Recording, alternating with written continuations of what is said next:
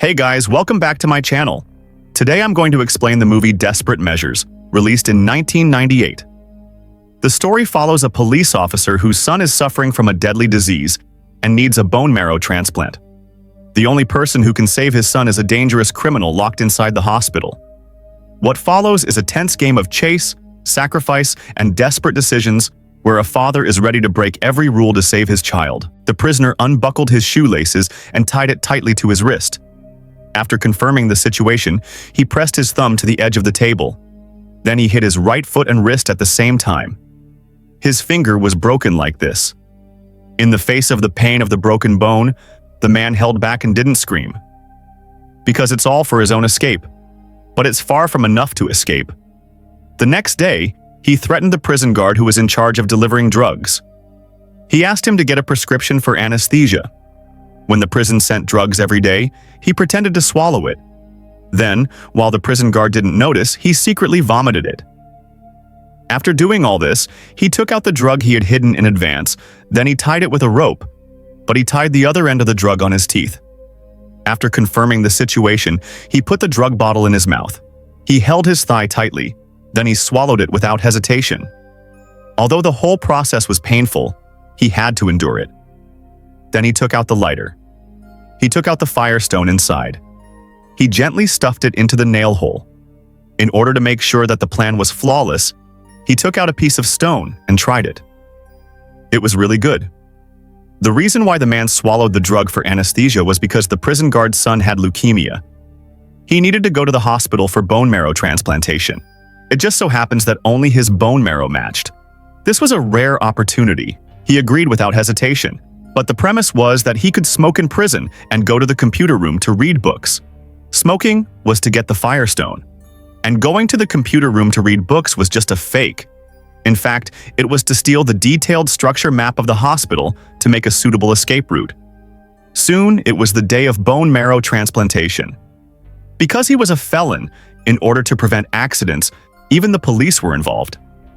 For this, they also made a channel connecting the prison and the hospital.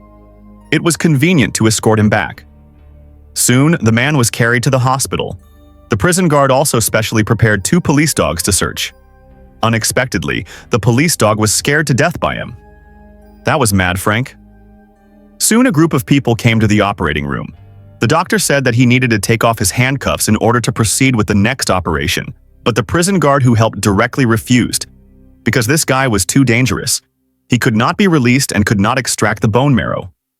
The prison guard had no choice but to agree, but they still put a bandage on his hands. After doing all this, the doctor began to inject anesthetic to him. The man quickly moved his throat. Slowly send the drug he swallowed back to his mouth.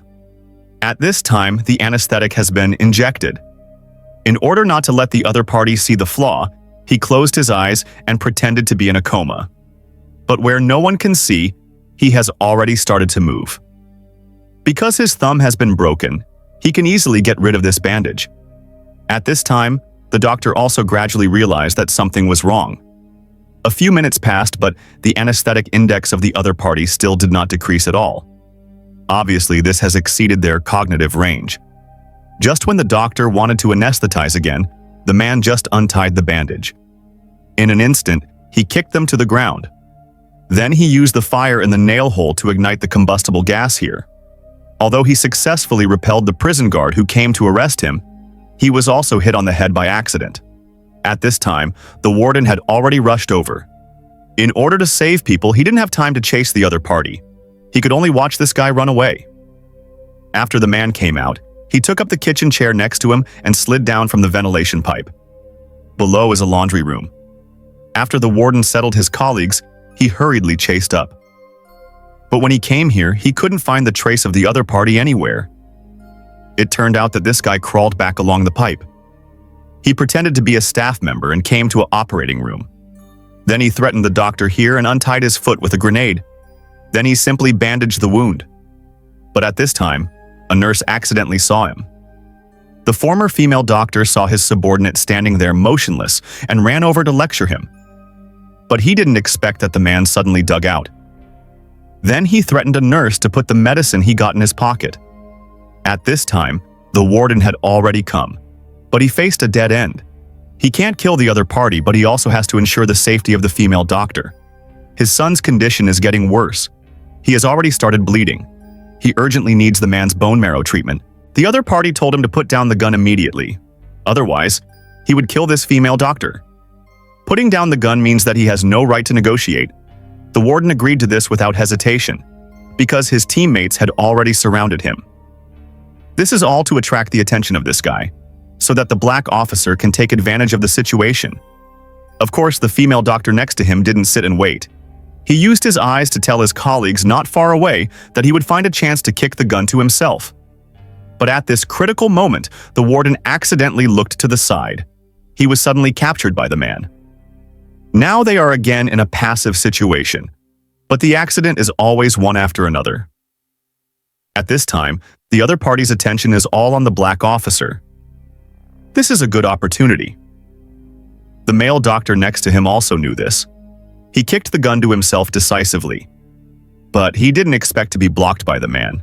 Now that he has a gun, it's even more dangerous. Then he deliberately angered the black officer. He said he was a coward. He didn't even dare to shoot. The warden was afraid that his colleagues would really can't help shooting to kill him. So he stopped the two of them decisively. This gave the other party a chance. Not only did the shot kill another police officer, but also caused one of his black teammates to be shot. "I need anything else. I'll call you. Don't let him worry." Then he turned around and left after settling down with his colleagues. At this time, the female doctor had also brought the man to the place where the ring was stored. The other party asked him to put the thing in this bag. He took the opportunity not to be shot with an iron gun. Then the woman ran out with a gun on the ground. After coming out, she just happened to meet the warden who came to chase her. Then he told the other party everything. "Please don't call the police, because they are very likely to kill that guy. In this way, his son is hopeless." The female doctor also understands that this father has been promised. At this time, the man on the other side has sprayed the ring on the corners of the room. It's time to detonate them. Although the warden had a gun in his hand, he could not pose a threat to her. He could only let her detonate the ring and run away. After the man escaped, the Alliance smashed the fence in the corridor. He was going to use this air passage to go to the next door. While the warden was catching him, he had to avoid the police's pursuit. It took a lot of energy. Although he saw the guy, he was not in a hurry to chase him. For his son, he hoped that the other party could escape smoothly. But he was discovered by the police as soon as he turned over the wire mesh. And the police faced the murderer without hesitation. They chose to shoot him directly. Fortunately, the railing of the wire mesh blocked the bullet. The warden quickly broke the charcoal lamp below with a gun. He saved his life. When the police picked up the charcoal lamp again, the man was gone. He turned around and took the chief of the police station. Then he came to the control room and turned off all the surveillance cameras. He asked all the police to gather here. Then he ordered them to prepare a helicopter within 15 minutes and put it on the top floor. Otherwise, he would shoot a hostage every minute. But the police still prepared a sniper and sneaked in. At this time, the warden had also arrived here. The man's sword immediately closed the door, in case he caught a few more hostages. All this was clearly seen by the sniper above. But when he used the snake-shaped telescope to observe, he accidentally rubbed off the dust on the fence. It was this small mistake that would lead to the failure of this operation. During the conversation between the man and the warden, he accidentally found black dust on the ground. He clearly remembered that he was not sick before. Having years of criminal experience, he instantly sensed the danger. "Hold on a second, Frank. Here he comes." "Duck." "What happened? What was that?" "Just a rat, Frank." The two of them reached an agreement. The warden helped him escape. He helped the other person save his son. Then the man took the hostage to the roof. But before that, he decided to get rid of the police who came to chase him. He set up a trap in advance. As soon as he shot, the police would die. The warden called them immediately after he saw them.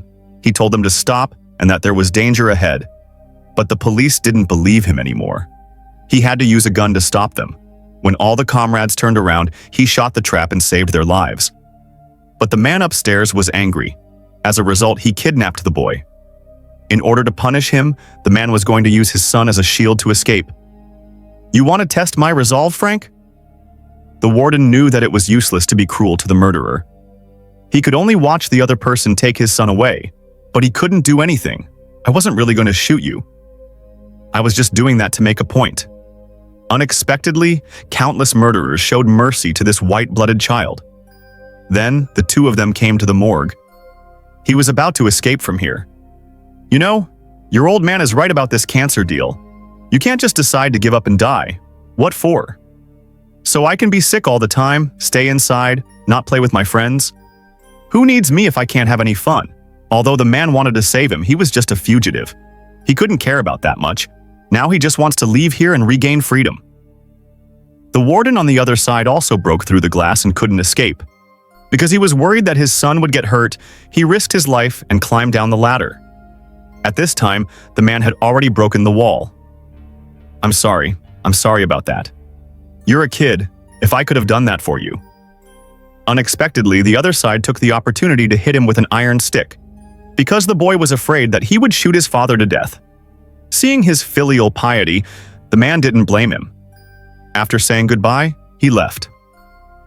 The warden saw that his son was fine and finally let go of his heart. At this time, the other side had already fled down the water to the street. As the sun rose, the crowd grew more and more. It will be more difficult to arrest.